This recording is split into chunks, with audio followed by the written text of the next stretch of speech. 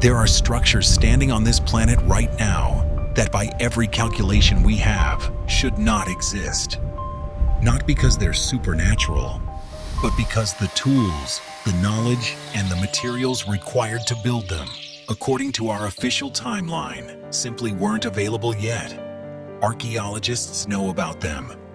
Engineers have studied them. And the most honest answer anyone can give is, we don't know how they did it. Today, we're looking at the ones that broke the timeline the hardest. Let me show you what that actually looks like. On a dry hilltop in southeastern Turkey, there's a slab of limestone, taller than a grown man. It weighs somewhere around 10 tons.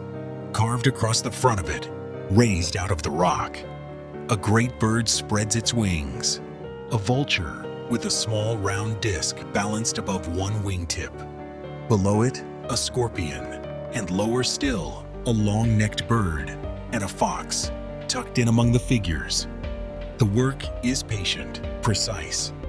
Whoever cut these animals into the stone knew exactly what they were doing, and they'd clearly done it before. That pillar was standing upright, finished, and decorated more than 11,000 years ago. Sit with that number. It predates farming, the wheel, writing, and pottery. It predates the oldest city we've ever found by something like 6,000 years. The people who shaped it worked without metal of any kind, without animals to haul the stone, without even a written language to carry a plan from one mind to the next. By every model of human history we were handed in school, they should not have been able to make this. And yet, there it is, half dug out of a hill, waiting. This isn't really a video about one pillar, though. It's about what happens when you start collecting structures like it, and about the answer almost everyone reaches for, to explain them, which turns out to be hiding something far stranger and far more human than aliens. I'll flag what's solid and what's still argued over as we go, because the story only works if you can tell the difference. Here's the story most of us absorbed without anyone ever sitting us down to explain it. For most of our existence, humans wandered. We followed the animals, we picked what grew. We didn't stay anywhere long. Then, the story goes, somebody figured out farming. Once you can grow your own food, you can stay put. Once you stay put, you build a village. The village produces more food than it needs, which frees a few people up to do something other than find their next meal, to specialize, to organize, to lead.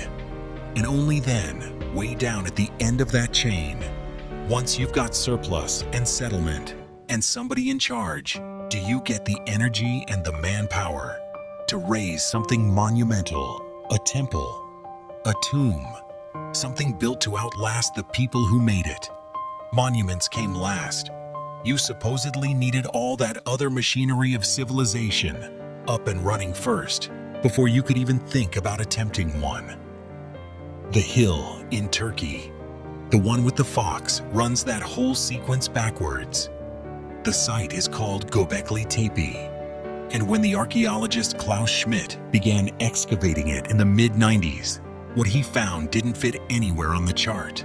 Massive carved pillars, arranged in deliberate rings, raised by people who were still hunter-gatherers. There's no sign they'd domesticated a single crop, no permanent town around it that came first. The monument wasn't the reward at the end of civilization. It looks like it came before any of it.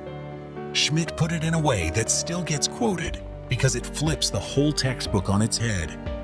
He suggested that maybe the temple didn't follow the city. Maybe the temple came first and the city grew up around the act of building it. And here's the part that should genuinely give you pause. Göbekli Tepe isn't even close to being the only thing like this. Once you start looking, they pile up faster than you'd like. Go to Egypt and stand at the base of the Great Pyramid. Roughly 2.5 million blocks, the average one heavier than a car, stacked into a structure that stayed the tallest thing humans had ever built for nearly 4,000 years. It's aligned to true north with an accuracy that would embarrass a lot of modern construction. It went up in around 2 decades, give or take, with copper tools and rope and human muscle. Then, fly to Lebanon, to a place called Baalbek. Built into the foundation of a Roman temple, there are 3 single blocks of stone, so large they have their own name, the Trilithon. Each one weighs somewhere around 800 tons. For comparison, that's heavier than a fully loaded jumbo jet, cut as one piece, lifted, and set in a wall with seams so tight you'd struggle to slide paper between them. And just down the slope, still sitting in the quarry where it was carved, there's a block the locals call the Stone of the Pregnant Woman. It's bigger. Then, in 2014, archaeologists found a third one underneath it, even larger, estimated at over 1,600 tons. One of the largest blocks of stone humans are known to have ever cut, and it was never moved. It's just lying there. Cross the planet to Bolivia, to the ruins of Puma Punku, and the question changes shape. Here, the stones aren't impossibly heavy. They're impossibly precise. Blocks of hard volcanic rock cut with flat faces, sharp interior corners, and drill holes spaced so evenly that people have spent years arguing about what tools could possibly leave marks like that. And up in Peru, at Sacsayhuaman, you find walls made of enormous irregular stones, each one shaped to lock against its neighbors like puzzle pieces, no mortar holding them. Fitted so closely that they've survived earthquakes that flattened the Spanish buildings put up centuries later. Line all of that up, Turkey, Egypt, Lebanon, Bolivia, Peru, and you start to feel a shape forming because none of these places knew the others existed, separated as they were by whole oceans and by thousands of years. And yet, they keep leaving us standing in front of the same question nobody can fully answer. How? The internet noticed that shape long before most academics wanted to talk about it. And the internet had an answer ready. You already know what it is. If ancient people couldn't have built these things, then somebody or something must have helped them. Maybe visitors from somewhere else, or a lost super civilization whose technology we've since forgotten, or a secret chapter of history that got wiped before anyone could write it down. It's a genuinely seductive idea, and I want to be fair about why. Because the people who believe it aren't stupid. They're looking at a real gap. The how really is hard. The stones really are that big, but here's where I have to be honest with you, because I spent weeks going through the actual engineering studies for these sites instead of the videos about them. And the picture changes. The Romans had cranes, capstans, and lever systems capable of moving exactly the kind of weight Baalbek required, and they had a labor force to match. Teams have since moved comparable multi-ton stones using nothing but ropes, wooden sledges, and a lot of coordinated people just to prove it can be done. The pyramids were built by an organized workforce that we now know from the workers' own settlements and their graves was paid and fed and housed, not the whip-driven slaves the old movies sold us. At Puma Punku, those clean cuts can be reproduced with harder hammerstones, sand as an abrasive, and the patience of artisans who did nothing else for a living. None of that makes these places less astonishing. It just relocates the astonishment. The honest scientific position isn't "this was impossible." It's something quieter and more specific. We often can't say exactly which method was used on a given stone, and "we're not certain of the method" is a very different sentence from "it couldn't have been built by the people who lived there." So if the alien answer is hiding something, what is it hiding? Say it's hiding a pattern, and the pattern is about who keeps getting told they needed help. In what's now Zimbabwe, there's a city of stone. It's called Great Zimbabwe, and it's enormous. Walls of granite blocks stacked without a drop of mortar. some of them more than 10 meters high and as much as 5 meters thick at the base, curving and tapering with a craftsmanship that took generations to master. At its height, somewhere between the 12th and 15th centuries, as many as 18,000 people may have lived there. It sat at the center of a trade network that reached the coast and, through it, the wider world. It was built by the ancestors of the Shona people, who still live in the region today. On that, the evidence is overwhelming and has been for a very long time. But that's not what the first Europeans to reach it decided. When colonizers came across these ruins in the 19th century, they looked at the scale of the stonework and concluded that Africans could not possibly have made it. So they went looking for other builders to credit it to. Phoenician traders, maybe, or Arab settlers, or even the biblical Queen of Sheba. Anyone from anywhere else, as long as it wasn't the people whose land it was actually standing on. And here's the part that moves this out of old prejudice and into something closer to deliberate erasure. By 1929, a careful excavation by the archaeologist Gertrude Caton-Thompson had established clearly and professionally that Great Zimbabwe was African in origin. The question was scientifically settled. But the politics weren't. When the white minority government later controlling that territory found that the official archaeology contradicted the story it wanted to tell, it pushed back hard. By several accounts from the people who lived through it, museum guides were discouraged from stating the African origin plainly.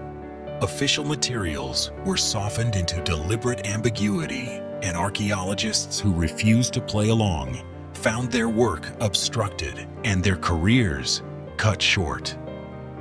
So look at what we actually have here. The same instinct that says a hunter-gatherer couldn't raise a pillar, that an Egyptian couldn't stack a pyramid, that a Bolivian couldn't cut a clean line in stone. It's the exact same instinct that looked at an African city and reached for the Queen of Sheba. It's the reflex to assume that the people right in front of us could not have done the remarkable thing they very obviously did. And once you look at it from that angle, the aliens stop being the unsettling part of any of this. What actually unsettles me is that the erasing here wasn't done by some ancient cataclysm or lost slowly to deep time. It was done by people recently, on purpose, within living memory, and they very nearly got away with it. Which brings us back to that pillar in Turkey, the fox, the scorpion, the bird.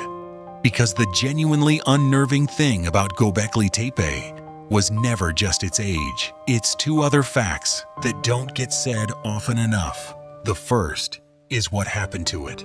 At some point, the whole thing went under.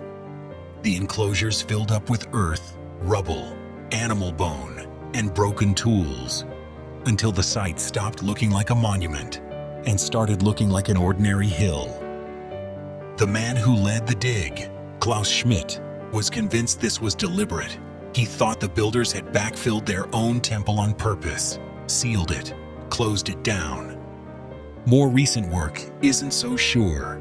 Some researchers now think erosion and debris sliding off the higher slopes could have done much of the burying on its own. That argument isn't settled, and I'm not going to pretend it is, but whatever put it under, it went under completely, and it stayed there for 11,000 years. The second is that we only stumbled back onto it in the 1990s. And the best estimates are that we've excavated only a small fraction of what's actually down there. The rest of it is still in the ground, untouched, waiting for someone to read it. So the structures that broke the timeline didn't break it because something inhuman built them.